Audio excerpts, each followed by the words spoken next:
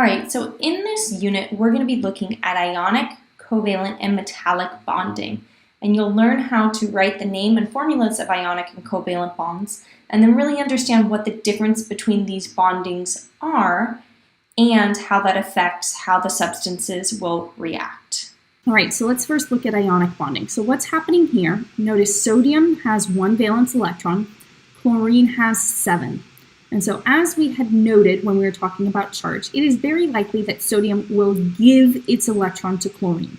That way, sodium will have 8 valence electrons in its second energy level, and chlorine will have 8 valence electrons in its third energy level.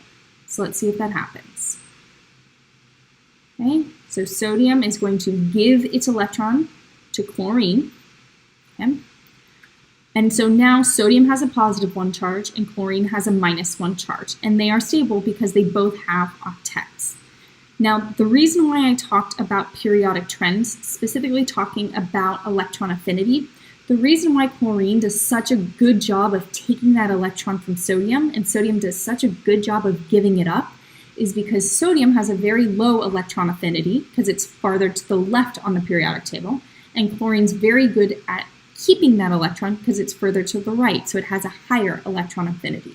So sodium gives up its electron because it has a low electron affinity, chlorine accepts it. And now because we've got a positive and a negative charge, those ions are going to be attracted to each other because opposite charges attract. And that attraction is an ionic bond. Okay, so let's fill in the notes for this. All right, so as we noted, ionic bonding occurs between a metal and a nonmetal.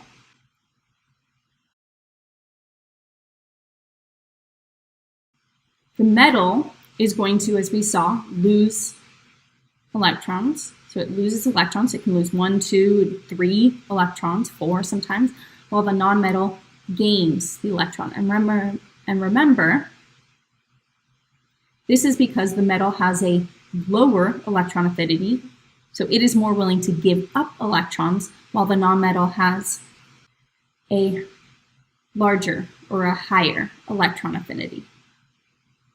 Okay, so that's ionic bonding. Let's go back at our simulation and look at covalent bonding. So remember, covalent bonding occurs between 2 nonmetals, while ionic occurred between a metal and a nonmetal. Now, for covalent bonding, there isn't this huge difference in electron affinities. One of the atoms is not going to donate electrons to another.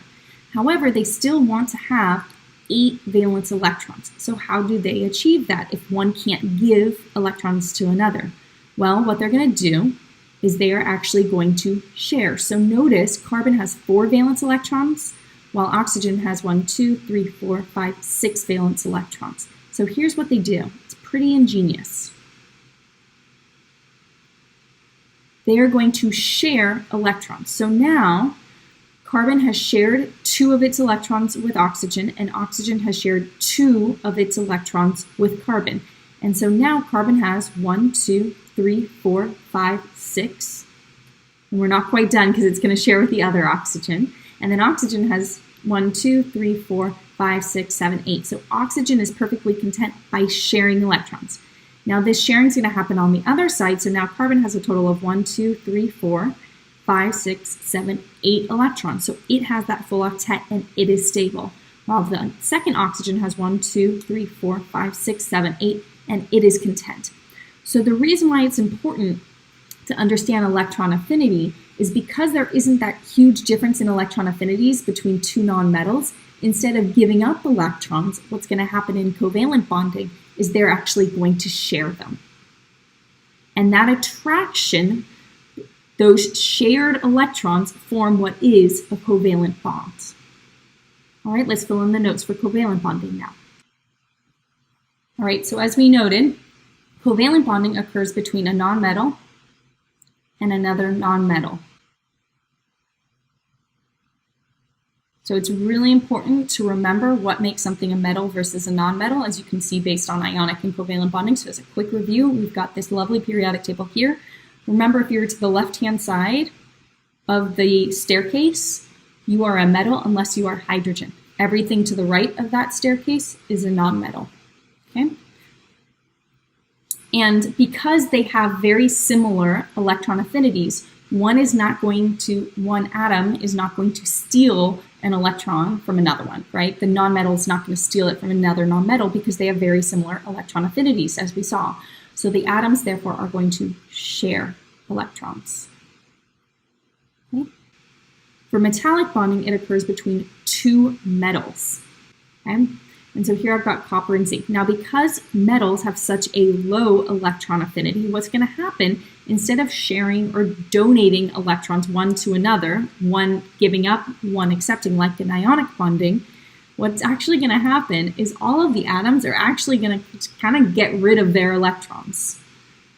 Okay? And so what happens, it's really cool, is these electrons are just going to be moving freely between all the different atoms like this, because the atoms themselves were not strongly attracting the electrons. And what this is a sea of electrons. So basically the electrons are just going to constantly be moving around all of the atoms. And this is why metals, or metallic alloys, which is just a combination of two different metals, it's a mixture of metals, they are really good conductors of electricity because their electrons are not held together in a bond, like in covalent bonding, or their electrons are not donated from one atom to another like they are in ionic bonding. Instead, they're free to move around, which is why they're really good at conducting electricity. Okay, so now for metallic bonding. Metallic bonding occurs between a metal and another metal. It can be two atoms of the same metal, or it can be two different metals, like copper and zinc.